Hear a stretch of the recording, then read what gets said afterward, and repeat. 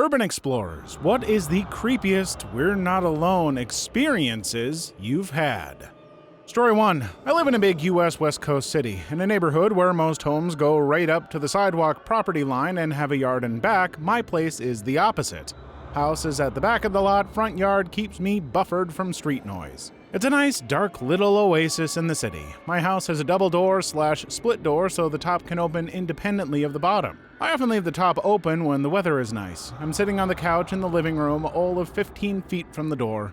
It's nighttime, I'm reading, and the door's more or less directly in front of me. The porch light's off, yard's dark, and the only light from the dimmed reading lamp I'm using. The wind keeps blowing the top part of the door open, closed, open, closed. I'm used to it, happens all the time, doesn't sound out of place, until the door kind of misses a beat. I don't hear it thud closed. I look up and it's perfectly still, only open 2 or 3 inches. It's one of those what the F are my eyes seeing moments. There's like a 15-mile-per-hour wind outside. How is the top part of the door partially open and perfectly still? Then my eyes or brain recognizes it. The outline of a hoodie, drawstrings, hood up. In that instant, I am frozen and my heart is pounding. Someone is literally standing right there, hood up, holding my door open. I can't see his face, but he sees me noticing because he says, "You should keep your doors locked."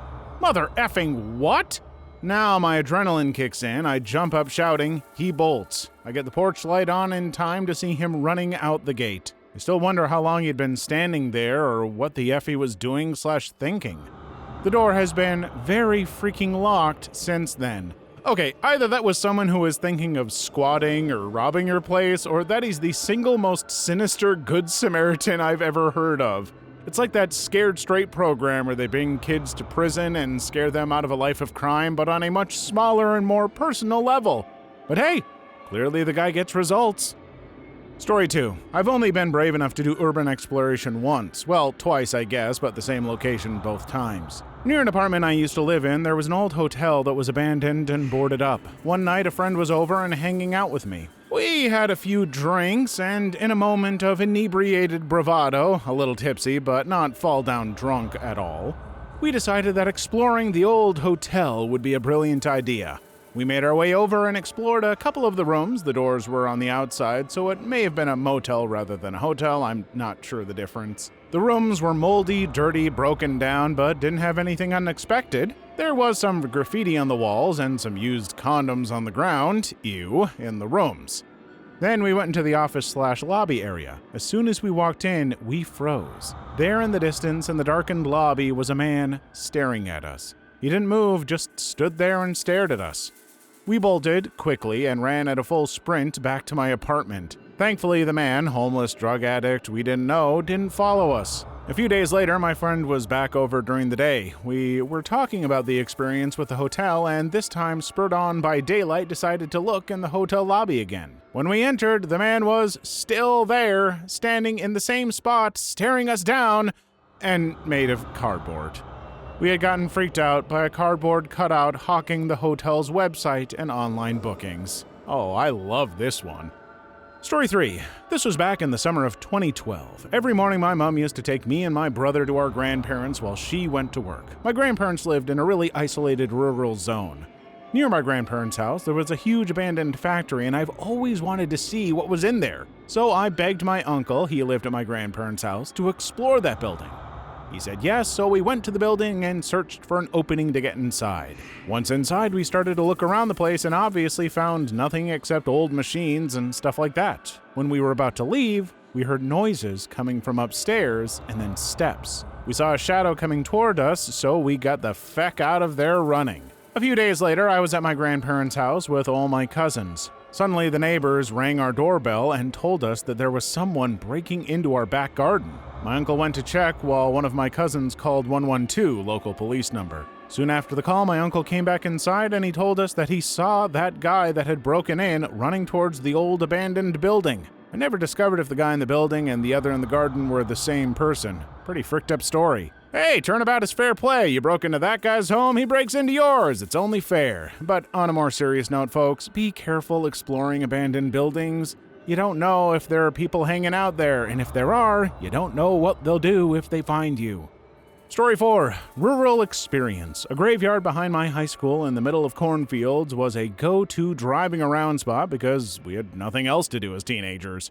Early on in the school year, a lady parked her car in the back of the cemetery and walked into the cornfield and shot herself in the head. The graveyard is super old and on a gravel side road, so no one noticed for like a week. Kids who were running cross-country smelt something rancid and reported it. Once it was investigated, the truth came out. It was weird.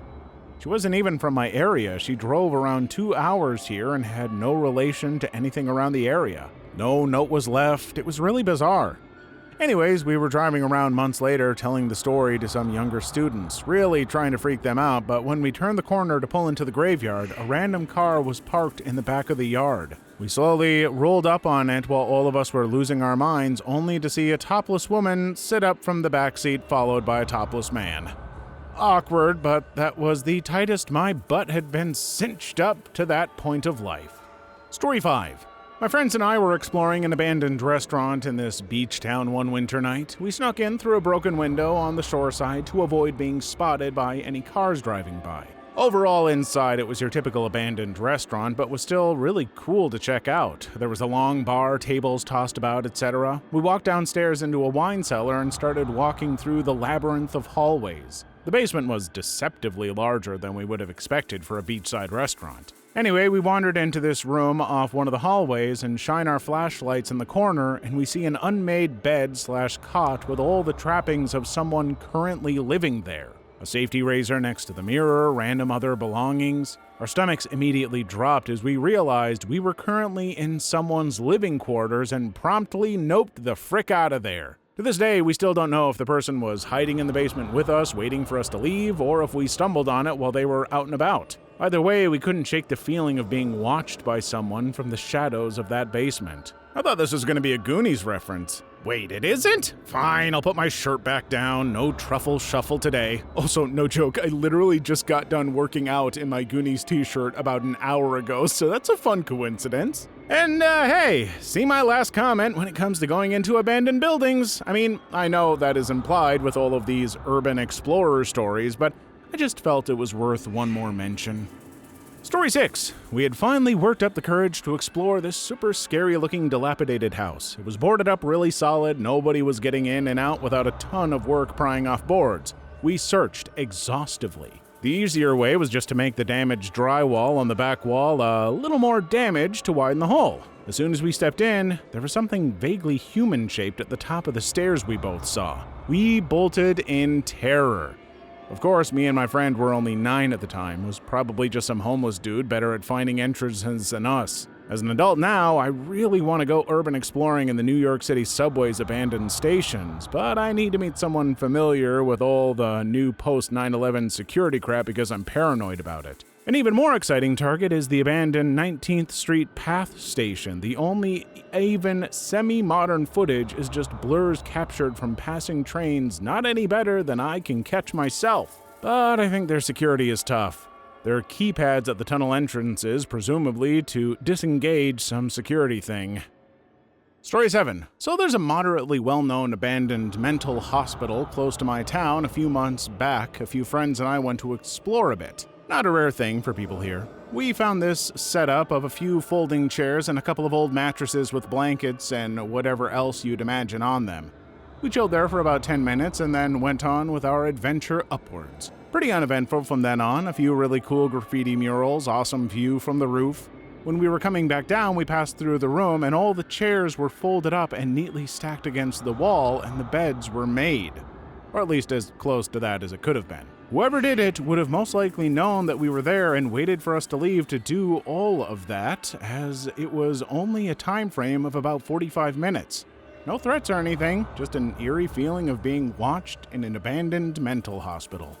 Story 8. I decided to climb a tree with a friend in the middle of a large college campus at 2 a.m. Sat up there chatting for a while, then a car pulled up and parked nearly right below us. We go silent. One guy gets out. Driver stays put with the engine running. 5 minutes pass. A whistle comes from behind a nearby building. And one is returned from the guy below us. A few minutes later, someone walks up. There's a short exchange. We can hear and see everything.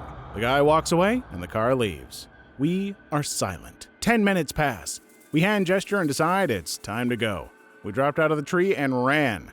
Technically, those guys should have felt not alone, but instead we did for weeks. We were so sure we had been spotted. Honestly, I was a little perplexed as to why this would be so creepy, but I think it's because you never said what they talked about that you overheard. For all I know, they were just sharing their Nana's banana nut muffin recipe, which I suppose might be kind of scary if you have a nut allergy. But seriously, folks, give me those juicy deets. Story 9. Oh, another good one. I was exploring an abandoned rehab near my house with 2 of my friends, and it had just freshly snowed, literally while we were exploring. I was approaching one building when I looked down and saw a very large set of obviously men's footprints in the snow heading into the building. We continued anyway. We always went prepared to defend ourselves because you really never know. And we opened the door to a completely silent, empty building. There was a staircase to a tiny loft, and we went up only to find that someone had cut a makeshift door in the wall and was presumably hanging out in the attic. We opened that door too, and there was still no one. We never saw anyone, but I haven't been back since. It creeped me out far too much. Story 10. So there's this building in my city that has been abandoned for over a decade. The building itself covers over 40 acres, so it's pretty well known by explorers that if the cops come, they won't search for you inside, but wait for you to come out. The second time I went to explore this building, we were looking for a way inside. Keep in mind, this is taking place early in the morning, maybe 3 a.m. We came across this section of the building that was a large outdoor amphitheater. We walked down to the center and went up to the boarded up windows, and ever so faintly on the other side of the woods you could hear someone talking to themselves. We got the frick out of there. They stole it from us, sneaky little hobbitses. As someone who constantly talks to themselves, often running lines I might put on my players during our tabletop role-playing games, there is a good chance you had nothing to be afraid of. Wait, if it is someone like me, okay, yeah, maybe be at least a little afraid, but mostly that I'll just start talking your ear off about everything everywhere all at once. I'm sorry, it was a great movie with a lot going on. Story 11. I spent 2004 to 2009 living in a dilapidated warehouse that had a space over it converted into an apartment. In exploring the warehouse beneath it before moving in, a buddy of mine and I were discussing how the place smelled and was haunted. In making jokes about it, we started laughing when something shattered on the wall near us. We were seriously startled and contemplating what it could have been when someone shouts, "Shut the frick up!" And there's a homeless man throwing what I assume is a second bottle at us from across the space. In a non-threatening way, I calmly state, "Are you sure you should be in here?" He waves something at me and yells at me to call the police if I don't like it. Story 12. My friend and I grew up in a town that had a large abandoned psychiatric hospital. People went in there all the time, and we decided senior year of high school to sneak in at 2-ish a.m. We get in there with flashlights and start just exploring. We get up to the 3rd floor and start hearing footsteps. We turn the flashlights off and hide in a room. We watch this big black figure shuffle by the door and down the hall. We ran the opposite way to another stairwell and got the frick out. I'm sure it was just some homeless dude or something, but Jesus Christ, we were spooked for a while. Thanks for the creepy image. Story 13. My friends and I explored an abandoned psych hospital in Suffolk County, Long Island. After checking out the building with a cafeteria and bowling alley, we decided to leave by exiting through the patient room window that we entered. I realized I had left my flashlight back in an adjacent patient room, so I told my friend that I would quickly grab it. When I went to the other patient room to retrieve it, I noticed that the door was closed and the light flicker was occurring on the other side of it. I noped out of there so fast. Is it just me, or are abandoned psych hospitals just a little too stereotypical for creepy happenings? It is just a little too played out. I'm going to suggest we all start going to these old buildings, knocking out roofs, and filling them with wildflowers and crap like that. Good luck being scared when you're seeing the beauty of nature, you cowards. Please leave your story in the comments. I would love to make a video on them in the future. Also, don't forget to like and subscribe.